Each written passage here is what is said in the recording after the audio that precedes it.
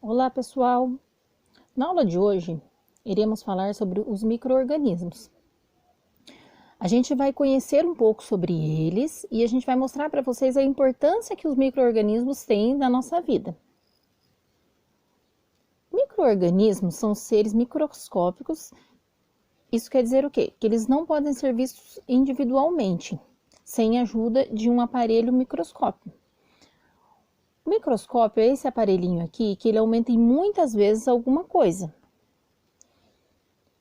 Aqui nessa foto embaixo a gente pode ver um micro-organismo, um grupo de micro-organismos aumentado em muitas vezes visto pelo microscópio.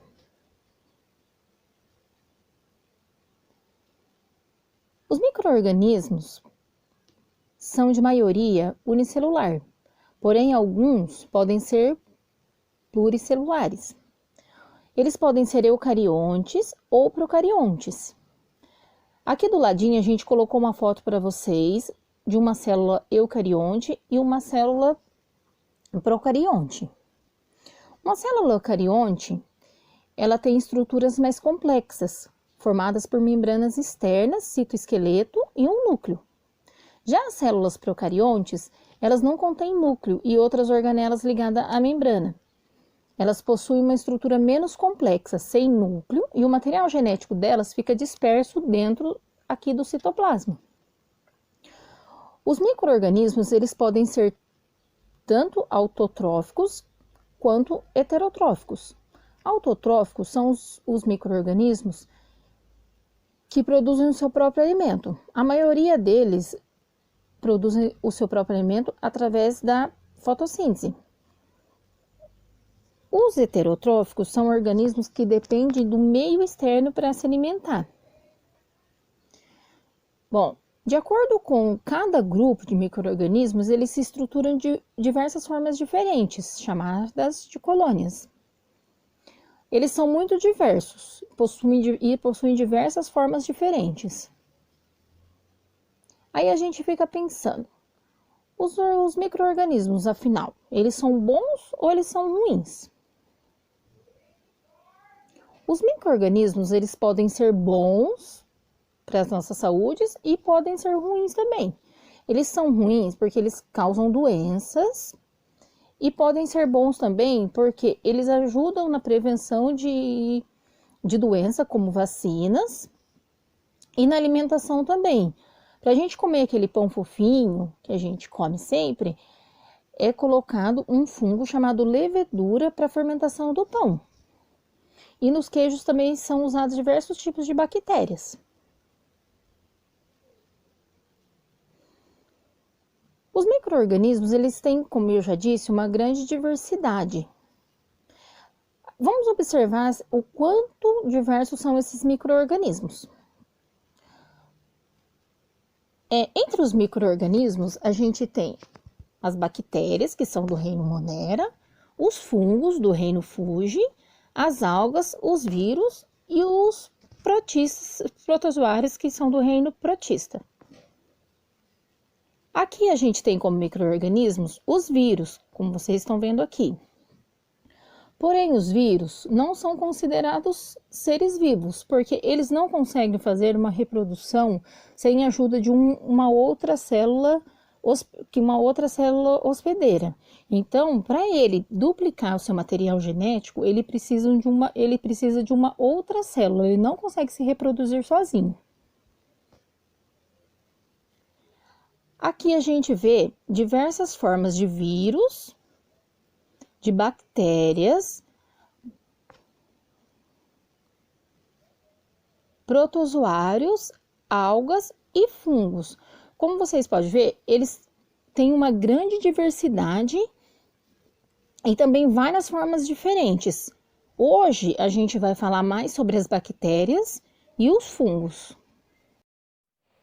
Então, pessoal, a gente vai dar continuidade ao assunto de micro-organismos e eu vou falar um pouco sobre as bactérias.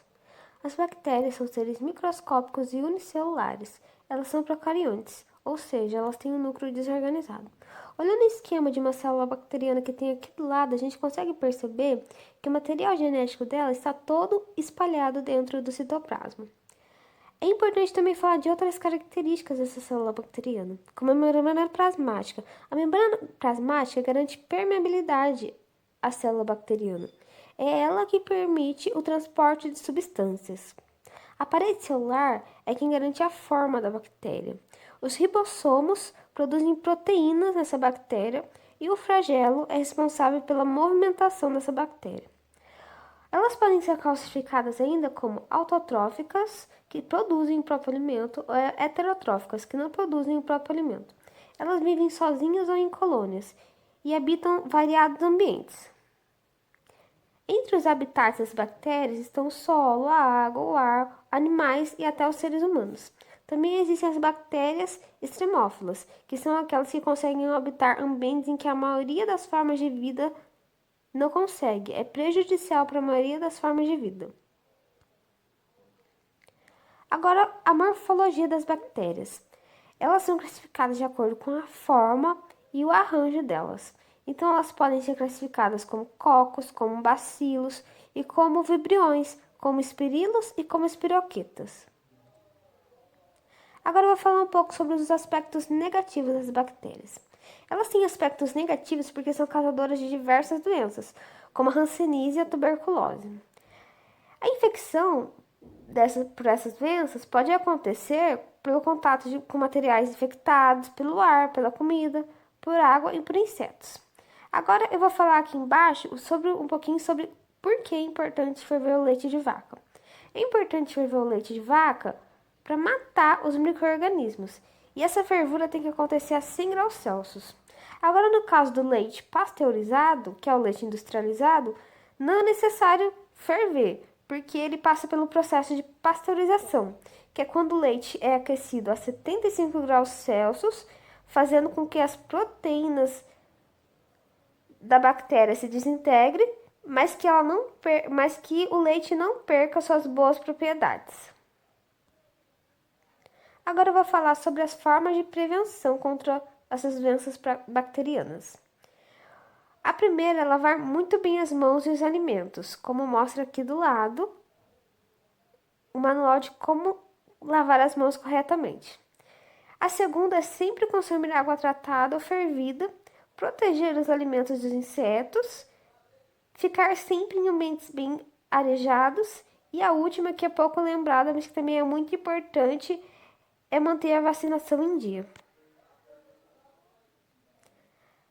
Mas as bactérias não têm só aspectos negativos, elas também possuem aspectos positivos. Eu vou falar sobre eles agora. Elas atuam na decomposição de matéria orgânica juntamente com os fungos, são essenciais no funcionamento da flora intestinal, são importantes na produção de alimentos, bebidas e medicamentos, são importantes no tratamento de esgoto e são utilizadas na biorremediação, que é a utilização de micro-organismos para retirar poluentes do meio. Oi, gente, agora vamos falar sobre o reino fúngico. Anteriormente, os fungos eram classificados no reino plantae, junto com as plantas. Isso devido à morfologia que alguns deles apresentam. Se a gente observar aqui, vocês acham que esse fungo parece mais uma planta ou parece mais um fungo ou um outro organismo? Isso, parece mais uma planta. Então, por isso que ele era classificado. Isso também por causa do ambiente que eles estão inseridos. Mas estudos recentes identificaram que eles não possuem clorofila, como as plantas. Clorofila é a substância que dá o pigmento verde para as plantas e faz com que ela possa fazer a fotossíntese e ser autotrófica. Por isso que os fungos são heterotróficos, eles não possuem clorofila.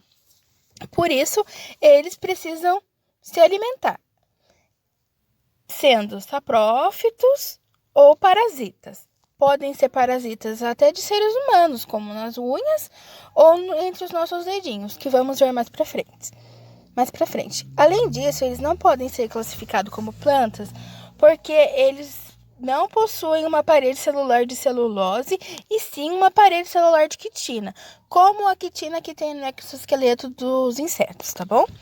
Eles são eucarióticos, ou seja, possuem uma membrana que envolve o núcleo. O seu núcleo organizado, diferente das bactérias que a gente viu com a professora Fran, que possui o material genético todo disperso pelo citoplasma.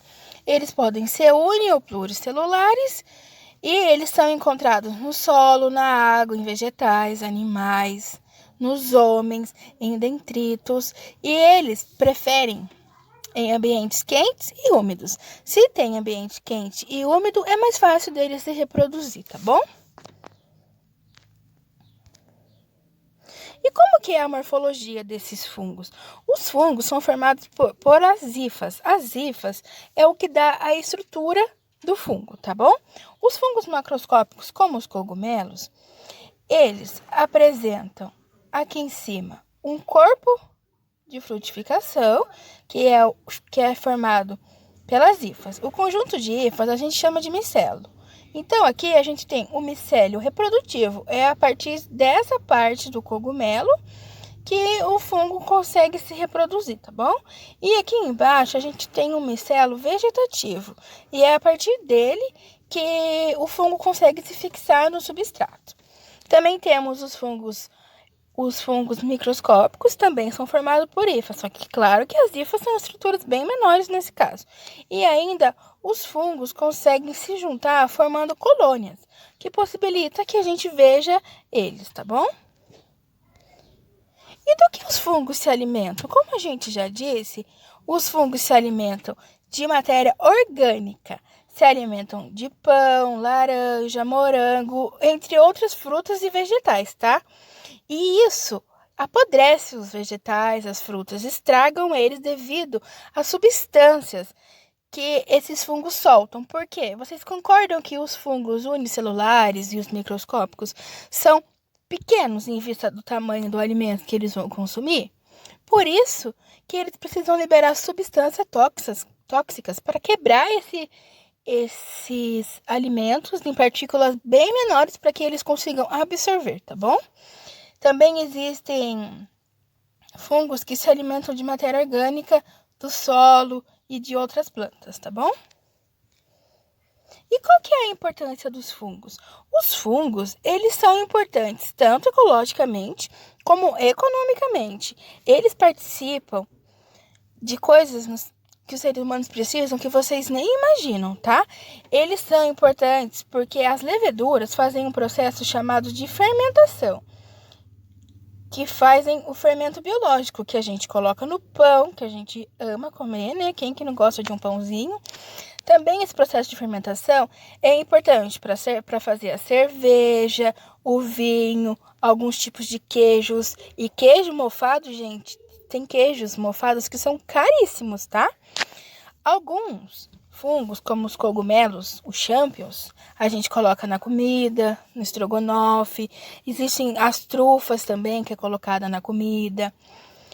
Alguns fungos são importantíssimos na produção de antibióticos, como a penicilina, porque estudos perceberam que o fungo penicílio libera uma substância que inibe o crescimento de algumas bactérias, tá? Por isso que essa toxina que ele produz é usada para fazer antibiótico. Eles também são decompositores, o que faz parte da ciclagem de nutrientes. Por exemplo, ele ajuda a fixar o nutriente, decompõe o nutriente, a raiz da planta absorve esse nutriente que ele decompôs e a gente come a planta. Então, faz todo um ciclo, tá? Alguns fungos também são associados às raízes de plantas, que ajudam ela na fixação do nitrogênio, tá bom? E também ele absorve os nutrientes dela, mas ajuda ela a fixar os nutrientes dela. E também os fungos, alguns fazem mutualismo com as algas e formam os líquens. Os líquens aqui, ó, eles são importantíssimos na natureza, porque eles são os pioneiros numa colonização. Por exemplo, se pega fogo num lugar, todos os seres vivos dali morrem, tá certo? E os fungos vão ser os líquens, desculpa, vão ser os primeiros a chegar lá e colonizar o ambiente, tá? Possibilitando a chegada de novos seres vivos naquele local. Além disso, os líquens, eles são bioindicadores.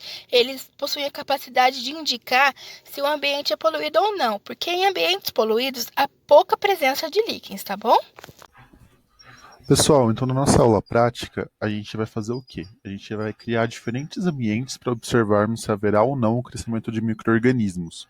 E a gente vai fazer isso utilizando como meio de nutriente para os nossos micro-organismos o pão. A gente vai pegar esse pão e vamos colocá-los em diferentes ambientes, diferentes situações, para ver como que esses micro-organismos vão reagir de acordo com cada situação. Então, a gente vai utilizar 4 pães, né? No primeiro a gente vai deixar ele úmido, embrulhado e na geladeira. O segundo a gente vai deixar ele úmido, embrulhado, só que fora da geladeira e num ambiente claro. No terceiro a gente vai deixar ele úmido, embrulhado também, fora da geladeira, só que agora num ambiente escuro. E no último pão, que é o quarto, a gente vai deixar ele seco, sem embrulho, fora da geladeira e num ambiente claro. Então, de acordo com essas situações, os micro-organismos vão reagir de diferentes modos também. É isso que a gente vai estar observando ao longo da prática. Olá pessoal, hoje na nossa aula de ciência iremos realizar uma prática sobre fungos. Para isso a gente vai precisar de alguns materiais, que vão ser 4 pães, água e papel plástico. Esses materiais a gente pode estar substituindo também, caso vocês não tenham eles em específico na casa de vocês. Então, por exemplo, pode ser um pão só e dividir ele em 4 partes. Ou pode estar utilizando um pão de forma também. Na água, a gente vai utilizar o borrifador. Mas caso vocês não tiverem borrifador, pode estar colocando a água num potinho. E na hora que for despejar no pão, a gente utiliza os dedos para colocar as gotinhas, tá bom? E o papel sulfilme, que é o papel plástico, né? Se vocês não tiverem, pode ser uma sacolinha plástica também. Para o primeiro, a gente vai pegar um pedacinho do papel sulfilme. Então a gente corta ele num quadradinho, coloca na mesa, na superfície que você está utilizando, pega o pão, joga um pouquinho de água, uma borrifada, no centro dele, bem pouquinho. Aí a gente vai pegar e vai fechar esse pão.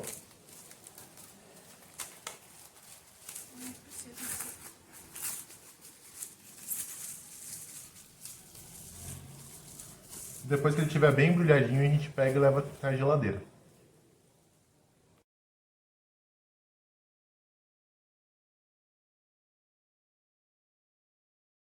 No segundo pão, a gente vai pegar também um pedaço de plástico filme, coloca ele sobre a mesa, pega o pão, borrifa um pouquinho de água no centro dele, fecha ele. Só que agora, ao invés de a gente colocar na geladeira, a gente vai colocar ele num ambiente claro, fora da geladeira. No terceiro pão, a gente vai pegar também um pedaço de plástico filme, coloca sobre a mesa, pega o pão e dá uma borrifadinha de água no centro dele. Aí a gente pega e fecha ele. Só que agora, diferente do segundo pão, depois que ele estiver fechado, ao invés de a gente deixar ele no ambiente claro, a gente vai deixar esse pão no ambiente escuro, para ver o que vai acontecer com ele.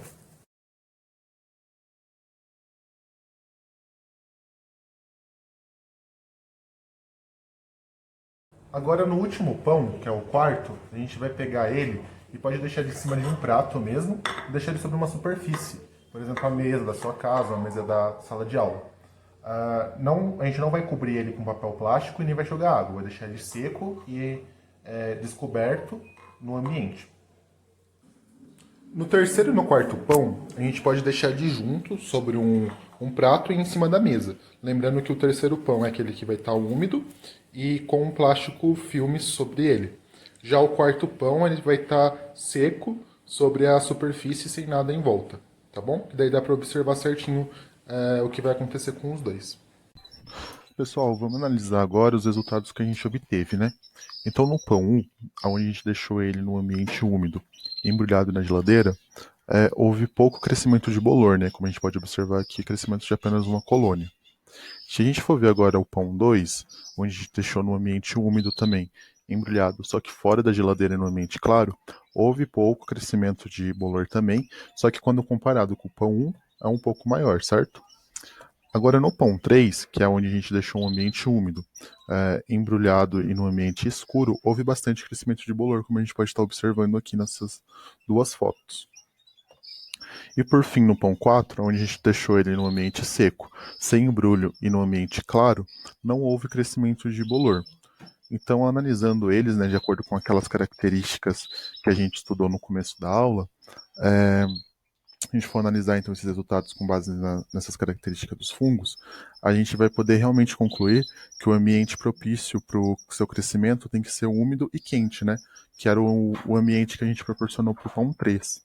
Então, que foi o que teve maior crescimento. Já quando o ambiente é seco, ou seja, não tem umidade e tem bastante luz, ele não favorece o crescimento de fungo, que foi o que aconteceu com o pão 4, certo? E com o pão 1 e o pão 2, com o pão 1 que estava dentro da geladeira, não houve tanto crescimento também, porque a geladeira é um ambiente gelado, certo? Então ela não vai favorecer esse crescimento. É por isso que a gente guarda os alimentos dentro da geladeira também, para fazer com que eles durem mais tempo, né? Então a geladeira ela tem esse papel de fazer com que o metabolismo das células bacterianas, das células dos micro-organismos, demorem mais para agir, né? E consequentemente para estragar o alimento.